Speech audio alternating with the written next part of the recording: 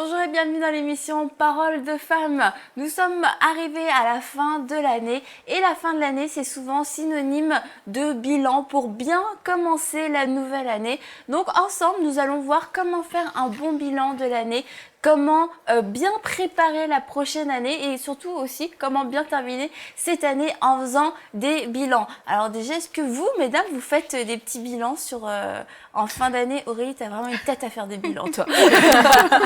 Parfois, ça arrive, mais enfin, quand je dis parfois, chaque année, chaque fin d'année, je prends le temps de le Ça faire. tombe bien, c'est le thème de l'émission. Exactement. Parfois plus poussé que certaines années, plus poussé que d'autres, mais je prends le temps de réfléchir à ce qui s'est passé tout au long de l'année et de voir ce que je peux tirer et ce qui peut me permettre d'avancer. Et qu'est-ce que tu fais en fait concrètement pendant ton bilan? En fait, moi, je pense que par rapport au bilan, il faut se voir les choses de façon globale et de façon spécifique. Donc, je me dis souvent, cette année qui vient de s'achever, pour moi, qu'est-ce que ça représente de façon générale, sans rentrer dans un domaine particulier? Est-ce que je peux dire que cette année était fantastique? Est-ce qu'elle était belle? Ou alors c'était un peu terne? C'est vraiment de manière générale, sans vraiment rentrer dans les détails et voir qu'est-ce qui m'a touché cette année, qu'est-ce qui m'a marqué. J'essaie de revenir sur les expériences passées, les expériences que j'ai vécues, positives ou négatives, mais qui ont eu un impact assez fort pour me toucher ou me marquer. Wow, Et ça là, a l'air c'est d'être un déjà... moment profond quand même. Ben oui, c'est de la réflexion, c'est de la méditation parce que on a quand même passé un an, 365 jours. Il faut qu'on sache, si on avait une balance, est-ce que ça pèse assez? Est-ce qu'on va vers l'avant? Ou est-ce qu'on stagne? Ou est-ce qu'on fait du recul? Il faut vraiment le savoir, c'est important. Donc, ça mérite qu'on s'y attarde et qu'on réfléchisse. Et de façon globale, comme je disais, je fais ça. Et de façon plus spécifique par rapport à des domaines particuliers de ma vie, je réfléchis. Par exemple, sur le plan spirituel, je me demande souvent, par rapport à la lecture de la Bible, par exemple, est-ce que j'ai réussi à lire ma Bible plus souvent, peut-être chaque jour? Parce que un chrétien doit lire sa Bible chaque jour, un chrétien normal.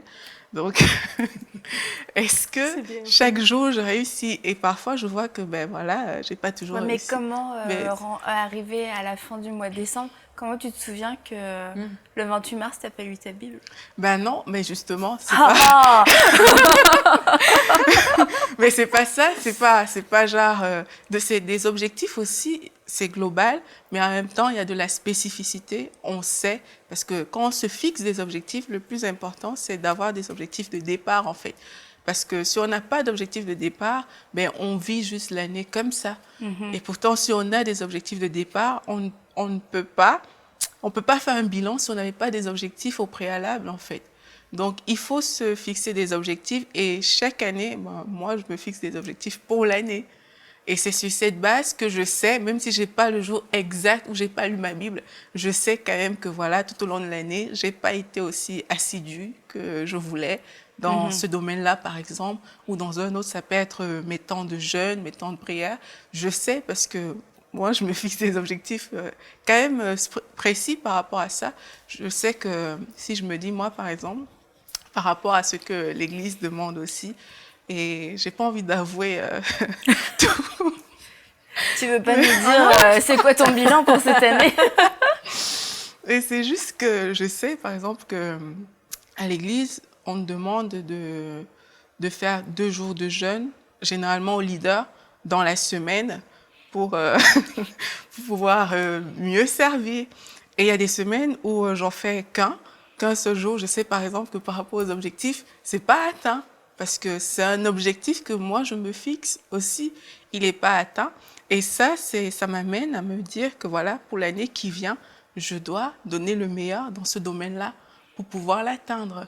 Mais non, c'est comme ça aussi dans tous les plans, même au niveau relationnel. Et moi, je veux quand même préciser une chose, c'est que c'est pas que quantitatif, hein, en termes de bilan. C'est pas toujours, je veux faire 3 fois par... Non, c'est vraiment aussi qualitatif. C'est ce qu'on fait parce qu'on peut se dire, par exemple, si on parle de la prière, je vais prier 1 heure chaque jour.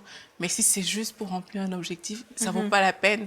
C'est vraiment, c'est un temps de qualité, c'est quelque chose de profond qui doit sortir de là pour qu'on puisse dire à la fin de l'année, cette année, elle était vraiment bien.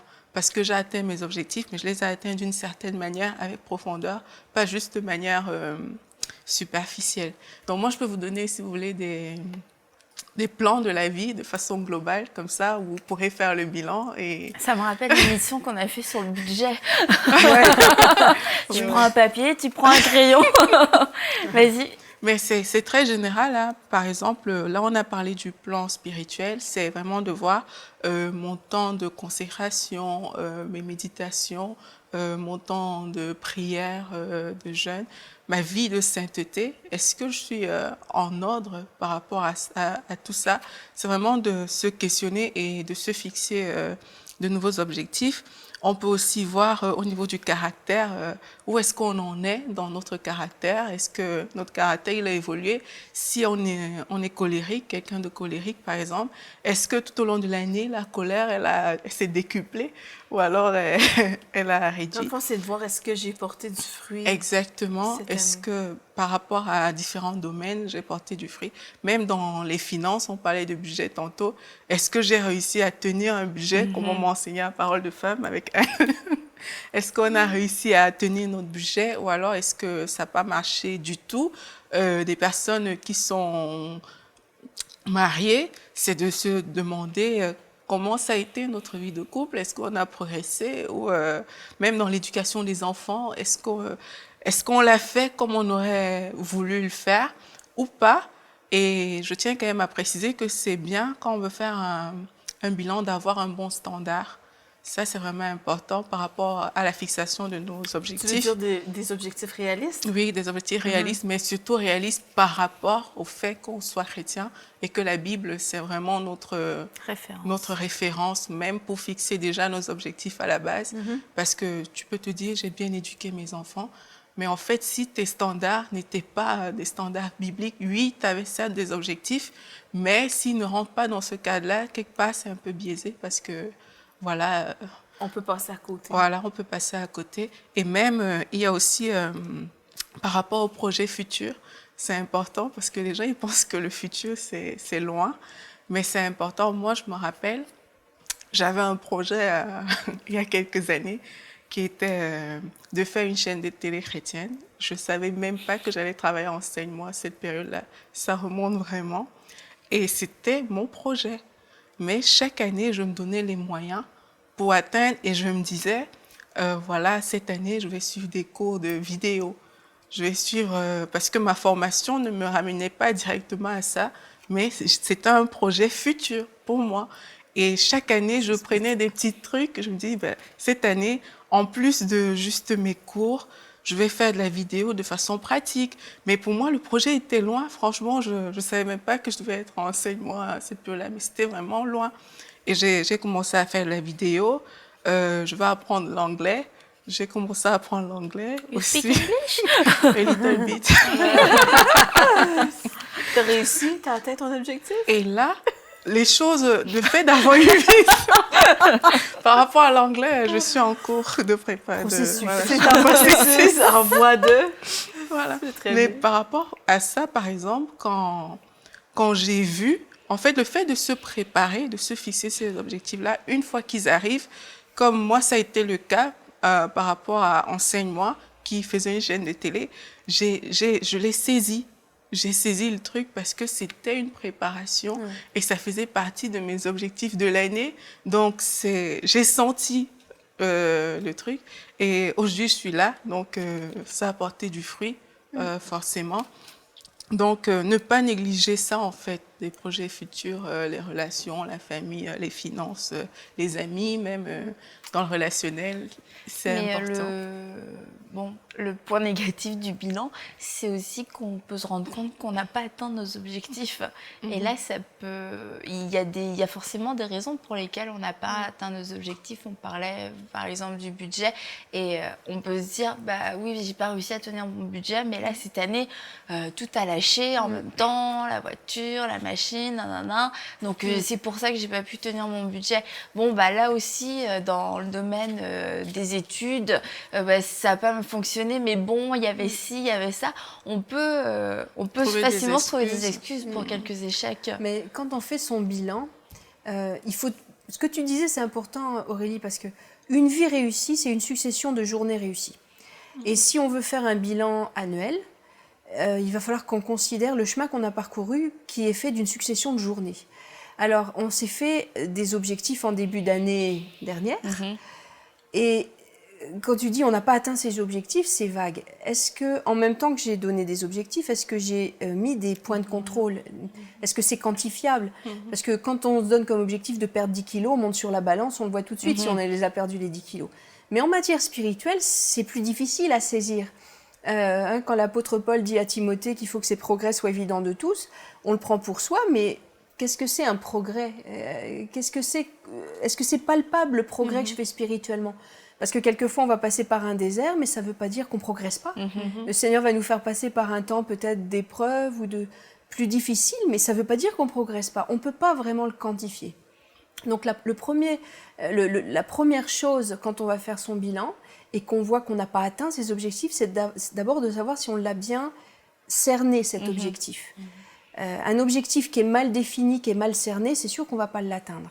Puis la deuxième chose, c'est de savoir si on s'était mis aussi des points de contrôle intermédiaires.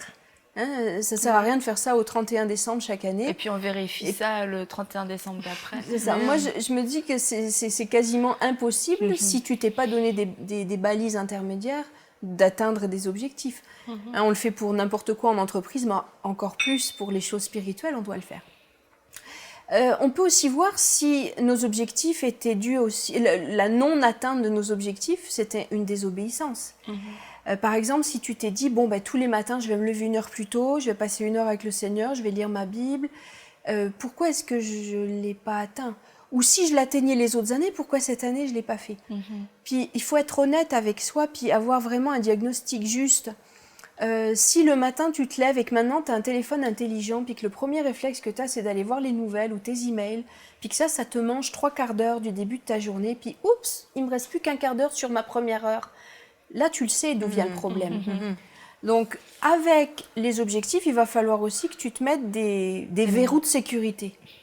Et si ton téléphone intelligent te mange trop de temps et t'empêche d'atteindre ton objectif le matin, eh ben, je sais pas, moi, cache-le dans tes tiroirs à chaussettes, ça, il faut se positionner mets-le au pour sous-sol, être... débranche-le, mets-toi à des sécurités, que le Wi-Fi et le Wi-Fi se déconnectent, je sais pas, moi, de 10h du soir à 7h du matin, comme ça, t'es sûr que de 6 à 7, tu seras pas tenté d'aller sur Internet. Donc, si on voit que c'est une désobéissance ou disons un relâchement dans notre discipline de vie, on va pouvoir, en faisant ce diagnostic, redresser la situation. Puis, ne pas atteindre des objectifs, ça peut être aussi mettre des objectifs trop élevés. Ils sont peut-être bien définis, on a peut-être des balises intermédiaires, mais c'est beaucoup trop élevé. On ne peut pas d'un seul coup atteindre, on jeûne 3 jours par semaine, on passe 4 heures par jour en prière. Vous comprenez? Il y a une progression. Et le Seigneur ne demande pas à un bébé d'avoir une attitude d'adulte.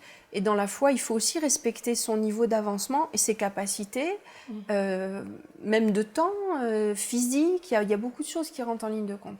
Donc, quand on fait le bilan de son échec, quelque part, il faut vraiment que toutes ces choses soient bien claires.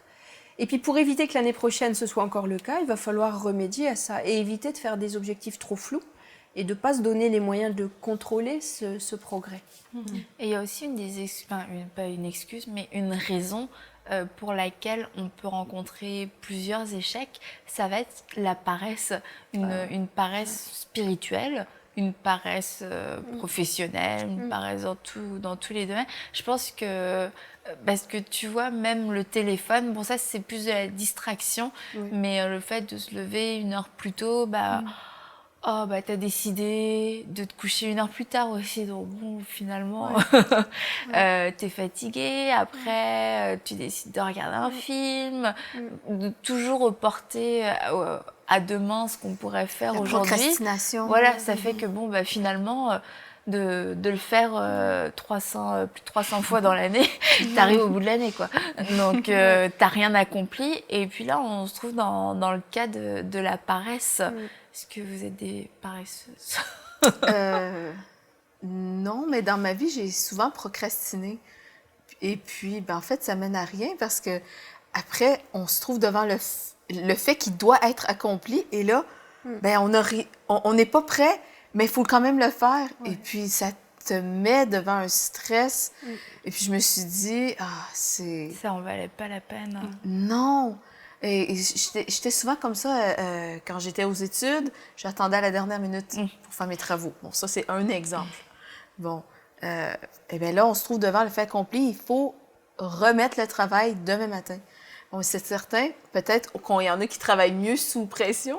Sauf que quand on parle d'objectifs, quelque chose qu'on veut accomplir à chaque jour, eh bien, l'important, c'est vraiment de se dire, bien, se faire violence, en fait. Se faire violence. Puis si on est un enfant de Dieu, on a l'Esprit de Dieu en nous.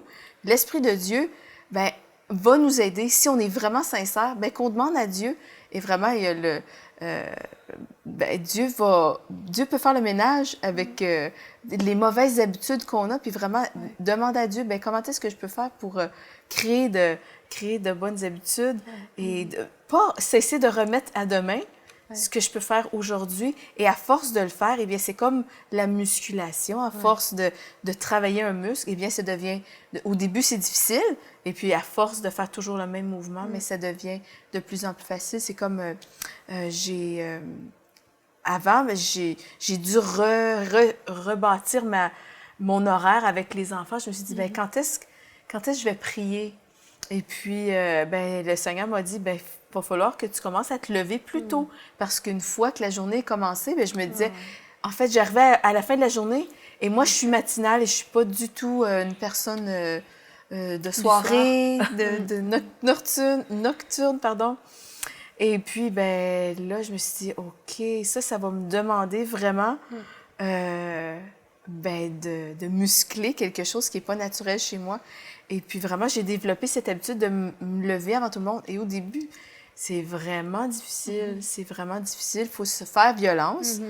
Et mais une fois qu'on a établi l'habitude, après, ben, ton corps, il se réveille tout seul. Ouais. Ça devient une habitude. Et si on prend des vacances et puis on arrête notre habitude, bien après, il faut recréer. Relancer la machine. Exactement. Il faut le muscle s'est affaibli. Donc, c'est ça, en fait. Il ne faut pas prendre de vacances. Il y a ben, en fait, c'est mieux pas. Le mot-clé dans ce que tu as dit, Mathilde, c'est les habitudes. Donc, si on avait des objectifs, qu'on ne les a pas atteints, et c'est parce qu'on ne s'était peut-être pas donné les moyens. Et un des moyens, quasiment le plus fréquent, c'est l'habitude d'avoir pris une habitude. Puis je lisais un jour, je ne sais pas si c'est vrai, je ne l'ai pas vérifié, mais je lisais un jour qu'il faut faire 26 fois quelque chose pour que ça devienne une habitude. Alors, tant que ce n'est pas devenu une habitude, moi je me dis, ben, ce qui est très efficace, c'est de rendre des comptes. Ou bien à soi-même, ou bien à quelqu'un d'autre. Oui, mais être redevable. Être redevable. Ça, c'est très, très Alors, important. je sais que les filles, les jeunes filles dans mon église se voient tous les mardis soirs, en plus de la réunion de jeunesse, et elles se donnent des objectifs de lecture de la Bible. Et en fait, elles se rendent des comptes mutuellement, et il y a même une compétition à qui arrivera au bout du plan de lecture, et elles se félicitent, et quand les unes après les autres, elles arrivent au bout de leur plan de lecture, elles se font des gâteaux, et elles le partagent ensemble. Donc elles se rendent des comptes, et en plus, elles se récompensent. Donc ça peut être un bon moyen. Et puis, si on n'a personne à qui rendre des comptes, on peut se les rendre à soi-même. Je sais que moi, je suis un peu madame liste. Je me fais des listes pour beaucoup de choses, des tableaux Excel, et puis je coche. Alors, comme je le disais tout à l'heure, une vie réussie, une année réussie, c'est une succession une ligne de... sur Excel, une ligne qui met trop longtemps à être cochée, tu la supprimes. Non, mais vraiment la cocher, tu fais tes 7 jours de la semaine, puis chaque jour, tu te fais la coche dans est-ce que j'ai passé, je sais pas moi, mettons une demi-heure à lire ma Bible, boum, je l'ai fait. 1 heure à prier, boum, je l'ai fait. Puis tous nos objectifs qu'on s'est donnés, ben les écrire. Et puis vraiment se rendre des comptes à soi. C'est pas qu'on va se donner une note, mais visuellement, on va se dire, ouh, ça fait une semaine, j'avais dit que je le ferais, je ne l'ai pas fait, là, ça commence à être en zone rouge. Se rendre des comptes à soi-même, je pense que c'est une bonne façon. Puis ensuite, on va finir par prendre l'habitude, puis ça va être normal. On va plus avoir besoin de cocher des cases ou de rendre des comptes à quelqu'un. Ça va devenir une habitude. Même, j'avais une copine à l'école biblique qui me disait, oh là là, le matin, maintenant, quand je lis pas ma Bible, je me sens mal, je me sens mal, je me sens mal. Pourtant, il n'y a rien de... Je veux dire, il n'y a pas de culpabilité. Là, on n'est pas aux pièces, on n'est pas à l'usine. Mais elle avait tellement développé cette habitude que quand elle faisait pas, il lui manquait vraiment quelque chose. Ça faisait partie de son quotidien. Ça faisait partie de... Dans son cerveau, ça buguait si elle ne l'avait pas fait. Donc je pense qu'il faut que nos objectifs, quand on fait le bilan, qu'on voit qu'on ne les a pas atteints, eh ben, c'est de se donner les moyens de le faire. Et puis des petits moyens comme ça peut arriver à créer des bonnes habitudes. Là, on parle des habitudes et pour atteindre un objectif particulier. Et il y a aussi dans le bilan une autre partie, je pense, à prendre en compte, c'est notre obéissance face à ce que Dieu a pu nous demander. Là, c'est pas vraiment des objectifs comme des choses qui sont bonnes pour nous. C'est vraiment de l'obéissance, des choses que Dieu a demandé d'entrer dedans, de les faire, de les accomplir. Et là, on peut tourner un peu autour du pot et puis justement, mais bon, j'ai pris 1 heure, j'ai lu ma Bible, j'en ai coché des cases. Mais ça, là, le point d'obéissance que Dieu nous a demandé pour accomplir quelque chose, ça peut rester aussi en suspens. Et comment traiter la désobéissance? Ben, l'obéissance, c'est quand même quelque chose qui est difficile parce que, j'allais dire, c'est pas un don, l'obéissance. C'est soi-même. On va se discipliner pour obéir à ce que Dieu nous a demandé. Ce qui fait que ça va demander un sacrifice. Et c'est pas naturel. Il n'y a personne qui obéit naturellement.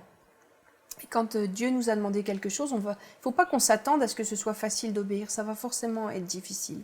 Ça va forcément demander un sacrifice, ça va forcément demander au moins un effort, dépendamment de la hauteur de ce que Dieu nous a donné à faire. Et puis, quand il s'agit d'un appel particulier, là aussi, il faut se donner les moyens de l'atteindre. Parce que ça peut être juste un objectif. Dieu est clair dans ce qu'il nous demande, mais si on ne sait pas par quelle route on va passer, il y a un verset que j'aime beaucoup dans Proverbe 4, 26, qui dit « Considère le chemin par où tu passes et que toutes tes voies soient bien réglées ». Donc, en regard de l'obéissance que Dieu nous demande, il y a aussi de réfléchir à la voie qu'on va prendre pour l'atteindre. Et quand on a vécu ces moments, on fait notre bilan, on se rend compte qu'on a plus ou moins atteint nos objectifs, mais aussi qu'on n'a pas obéi pleinement à ce que Dieu nous avait demandé de faire. Et là, il peut y avoir un regret qui peut amener peut-être aussi à une repentance, tant qu'à faire. Mais comment ne pas tomber dans le découragement? Voilà, moi j'ai déçu le Seigneur, je lui ai pas obéi. Ce qu'il m'a demandé, c'est sûr, il l'a donné à quelqu'un d'autre. Est-ce que ça se passe comme ça ou alors est-ce qu'on a une deuxième chance? Dieu, c'est le Dieu des secondes et des troisièmes et des quatrièmes et des yièmes chances.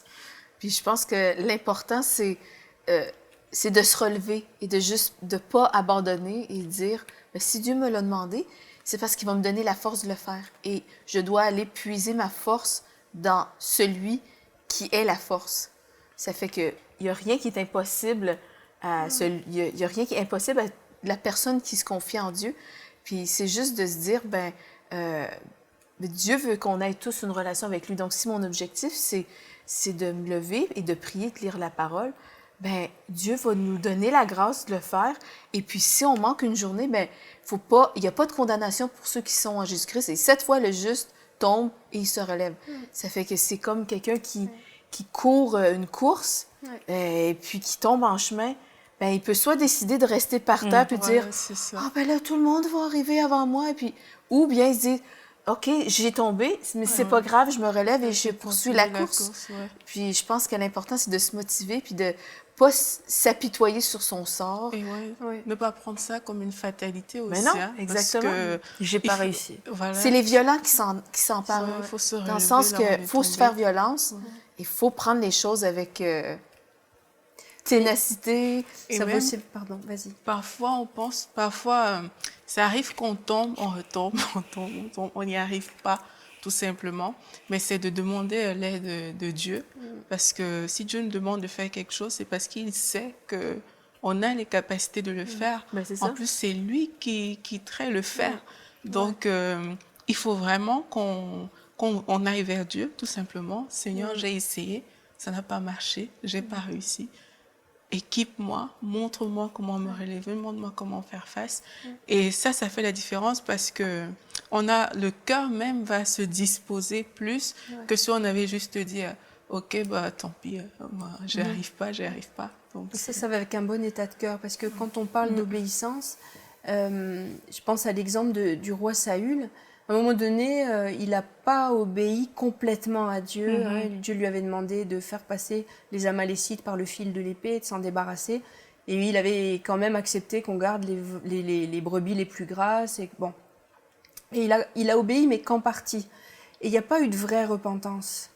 Et je pense que quand on tombe et qu'on retombe, si ça va avec une vraie repentance et que sincèrement, on se dit, mais là, franchement, j'ai pas été à la hauteur, je te demande pardon, Seigneur, et que c'est sincère et profond et que ça correspond à de vraies dispositions de cœur, le Seigneur va nous relever 1000 fois s'il faut. Mais s'il y a de la fausseté dans notre cœur, on n'a obéi qu'à moitié en disant, bon, le Seigneur va bien s'en accommoder, de toute façon, Dieu miséricorde, alors... s'il y a de la négligence, s'il y a comme un cœur double, à un moment donné, il va se passer comme avec Saül, c'est-à-dire que là, Dieu va mettre quelqu'un d'autre à notre place et va se servir de quelqu'un d'autre pour accomplir ses objectifs.